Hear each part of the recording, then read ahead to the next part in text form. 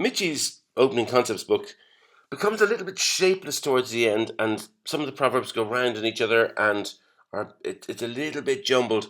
And there's two proverbs, one that he does in the intermediate section, Proverb 18, and then Proverb 19 in the advanced sections, which really should be together because it's all about the idea of builders. And I nearly recorded them together as one video, but there's quite a lot of positions in Proverb 19, so in the end I decided two separate videos. This one will be reasonably short. And it's a very simple concept from Mitchell. It's just that the best builder is the one in our 9 point. And most people know that when you're bringing checkers down from the midpoint, yes, the 9 point for me just offers so much more flexibility. But he goes through three possible builders and kind of feature by feature. So let's start with a builder on our 11 point. You see we've got a checker there. It's by far and away the safest.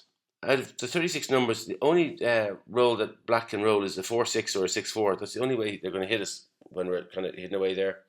It is the weakest builder because it only targets directly our 5 point. It doesn't target any other points in our home board. So it's less there, but it definitely brings more ammunition to the zone, which is good. And Mitchie has this lovely phrase, I think, which he says, it waits lurking at the end of the outfield. And I love the idea of it lurking there, ready to hit black if black tries to escape. And Mitchie's point is that the best function of that builder, it's if black were to roll a 6-3 or 6-2 and trying to run it, well, suddenly that builder, that checker is there, our white blot there is there, trying to restrain them from escaping. I like the idea of that. If you compare that to a builder on our 10 point, the 10 point is hit by 5 numbers. For me, this is the least effective point to bring a blot down to because it's hit by 5 numbers. It has medium strength as a builder, so it's going to target our 4 point as well as our 5 point. It is more ammunition in the zone again. But what I really don't like about the 10 point personally is just if we were to roll two dice in the next go that are one number apart, so we roll a 4-3 or a 6-5 or something, we haven't any diversification of those numbers. We're our checkers, our 10 point and our 8 point are two apart. Our 8 point and our 6 point are two apart. It's far less flexible, I find, as a number. But that's the 10 point builder for you. And then finally, if you look at the checker if we put a checker on our 9 point, this is the best one. It is hit. The trade-off is it's hit by 6 numbers. So if black rolls a 6-2, a 5-3, double 3, double 4s or double 2s, they're going to hit us. So six of black's rolls will hit us. But it's the strongest builder because, as I said, now if we roll dice that are one apart, we've got two checkers that are one apart, two apart, three apart. Even as that final point there, as Mitchie says, if we roll a 4, we can sometimes play a 4 down with 13-9 and actually make where we've got the blot there now. We can make that one of our points and it becomes a good blocking point. So for that reason, the 9 point is the best builder. I just had a look while I was kind of going through this at what would happen if black had already split their back checkers. Now I gave them. This is an unlikely situation. They'd have brought another checker from their midpoint or something. But if you look at black's split checkers there, suddenly bringing a builder down becomes less attractive. So our weakest builder on our 11 point is now, instead of being hit by 2 numbers, is hit by 6 numbers. The checker I don't like on our 10 point, instead of being hit by 5 numbers, is hit by 9 numbers. And even the checker on our the 9 point, the good one, now we've gone from used to be hit by 6 numbers, now we're hit by 12 numbers. So for that reason, if we could, it's a little tip for us as well. If we can split our back checkers, it's a huge disincentive to bring a builder down. So because black has split their back checkers, it's not. Sometimes it's okay to do it, but because you're suddenly hit by so many more numbers, you're far less likely to bring a builder down if black has split their back checkers. And we can flip that and say when we've split our back checkers, our opponent is very restricted in what they can do. And here's an example of it. So we roll a 5-4 at the start. You're definitely going to bring a checker down from the 13 to 8, but typically you'd play one of your rear checkers forward 4. But I quite like sometimes, particularly if I'm behind the game and looking for a bit of contact and gammons and things, I'll play 13 to 9 and bring that builder down. But if the situation changed, I just gave black went first and went with a 4-1. Well, now things utterly changed because Now, yes, you can come down with the 5, but the 4, if you come down with the 5 and play a 4 as well, look at the position you've got there. Suddenly we're leaving ourselves open to being hit by 12 numbers. We've brought the best builder down, but it's just so much more vulnerable. So in that situation, it definitely preferred to come down with the 5, 13 to 8, and then split at the back. But there's an even better thing to do, and if you remember back to previous videos about tempo hitting, the actual XG's preferred move of all of those is we look at up the top. Black has the best builder, and we don't like black having the best builder, so we want a tempo hit. We hit 6 to 1, and we split at the back. Now, if we're hit back, we have a great chance of making an advanced anchor. But even if we're not hit back, well, look at this way. The name of Proverb 19, which we'll do in the next video, is you can't make a point with one dice. You need to be able to use both rolls. Black can't make a point in their home board unless they roll doublets. They're not going to make a point in their home board because their first half their roll is going to be coming in off the bar, and it's the second part.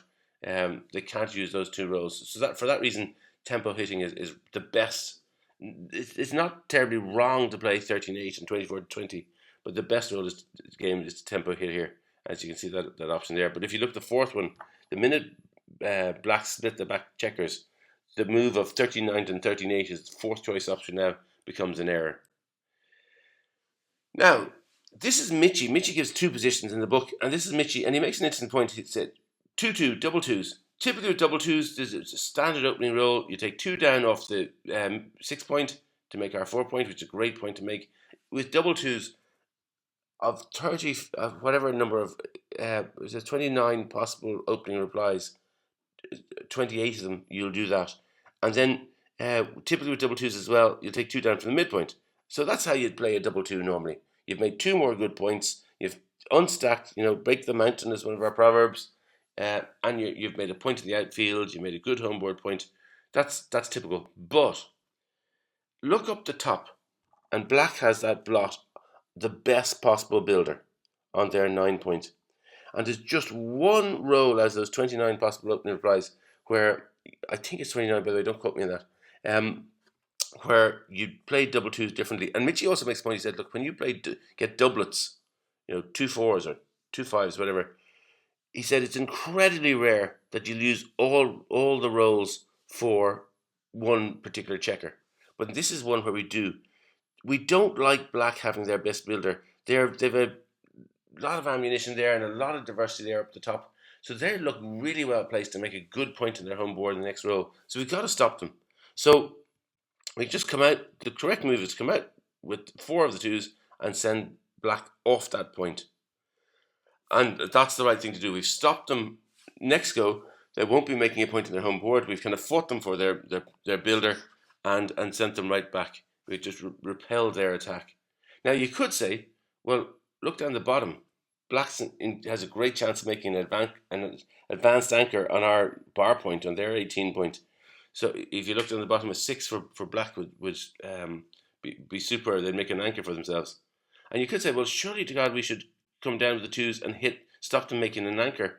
And we could play 13-11 to give a bit of support to cover that blot, although I'm sure XG would prefer us to play 24-22 and start progressing at the back ourselves.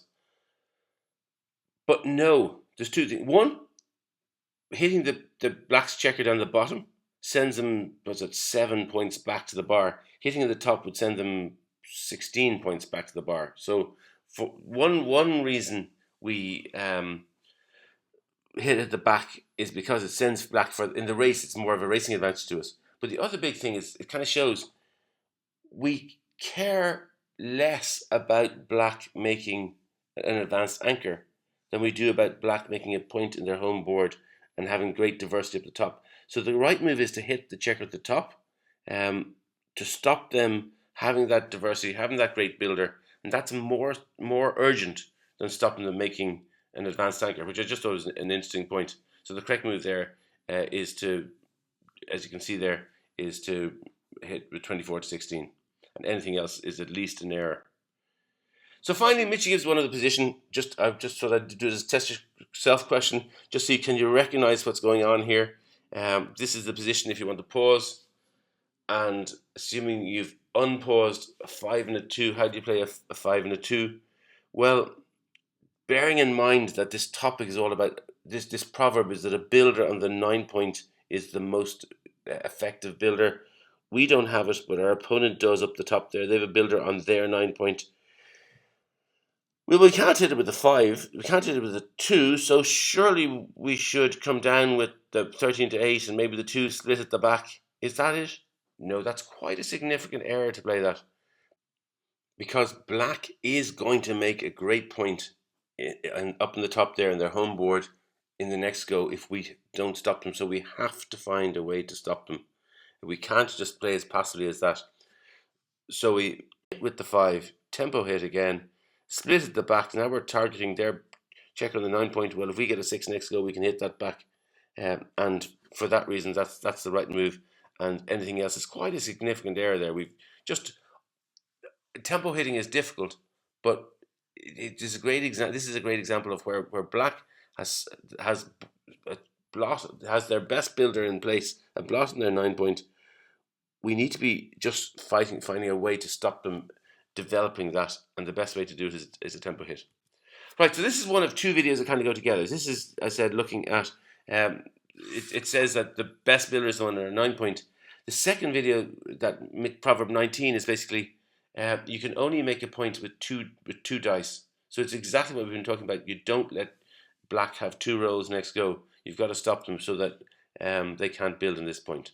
But we'll deal with that shortly.